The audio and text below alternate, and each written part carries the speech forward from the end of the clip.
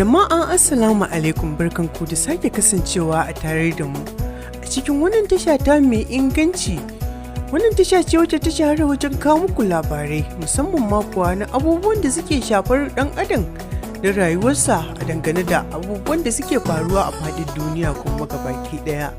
Yau muna ɗauke da labari ne a dangane da wata matashiya da kuma matashi yayin da suka tsinduma cikin kogin soyayya.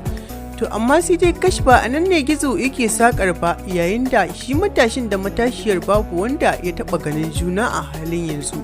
Yayin da suka yi nisa da junansu kuma kowa da irin alhinin a cikin zuciyarsa.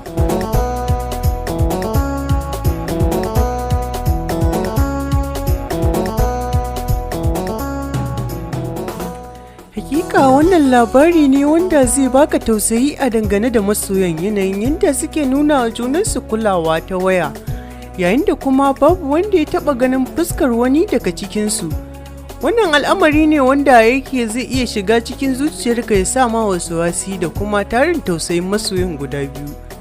Babu shakka masoyan suna son junansu fiye da kima, yayin da kai kuma mai tunani zaka kare tunaninka domin ka fassara irin soyayyar da ɗaya yake yi wa ɗaya a tsakaninsu. Sai dai ka haƙura ka bari.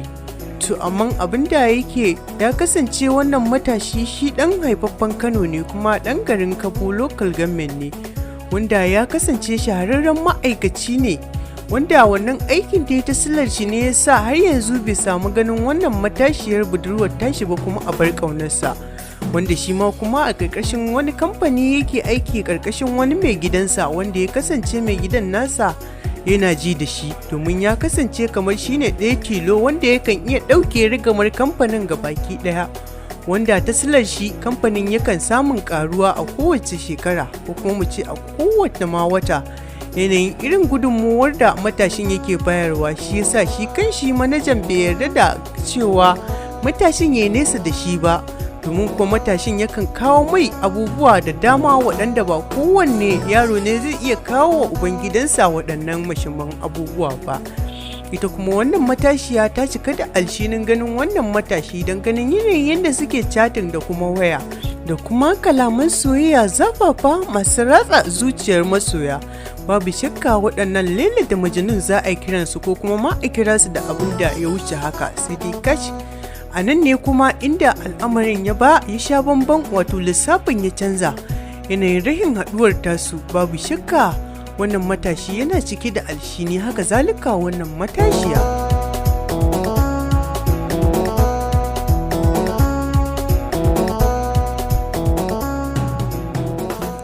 Yayin da ya kasance wannan matashi mai suna Comrade Awwal, wanda ake wa lakabi da Comrade Awwal Yalema kenan, wanda ya yi shura kuma aka sanyi a gidajen rediyo da dama dangane da yanayin yadda yake bin al'amuran na rediyon, wanda yake sauraron ra'ayoyin mutane a dangane da rediyon kuma take ƙara mai basirar tafi da aikinsa na yau da kullum. Babu shakka Comrade Basihi za mu kira shi a dangane da al'amarin yau da kullum, dangane da yanayin yadda yake bibiya da fita da kulli ga dukkanin wani abu da zai taimaka wa rayuwarsa don ganin cewa ya kai ga gaci a al'amuransa na yau da kullum. Babu shakka wannan matashiya nisan da suka yi ba wani nisa bane na ku zo ku gani, wanda mu kanmu muna fatan Allah subhanahu wata'ala ya haɗa su, kuma ba za mu daina fatan hakan a gare su ba. Sai dai wannan matashiya ita kanta tana ɗauke da wani buri a zuciyarta na yanayin yadda yake bayyana wannan tasha tamu, yadda take bayyana mai hakikanin gaskiya tana fatan ta ganshi kuma tana alshini sosai na rashin ganin nasa. To don haka ma muka fito muka bayyana wa duniya yanayin soyayyar da suke wa junansu, don gani da soyayyar da suke wa junan nasu ta kai ta kawo. Idan wannan bai ji muryar wannan awaya ba, babu shakka ba zai iya cin abinci ba, duk da kuma da ya kasance babba ne kuma mai kula da kansa a bangarori da dama. Haka zalika ita ma, to amma kuma sha'anin soyayya ai ba a nuna mai irin wannan kwarewar. Lallai sha'anin soyayya ya wuce tunanin mai tunani, ya wuce lissafin malissafi. Duk inda ka kai da lissafin ka, babu shakka to shi kuma a nan ne zai kure lissafin ka, wato shi so kenan. Amma kuma idan ma har ya kai ga ƙauna, to za a ga al'amarin kuma ya wuce inda ake daɗa tunanin. To wannan dai iya abin da muka samu kawo muku kenan a wannan lokacin. za ku ji sunan matashiyar a karo na biyu a part 2 kenan.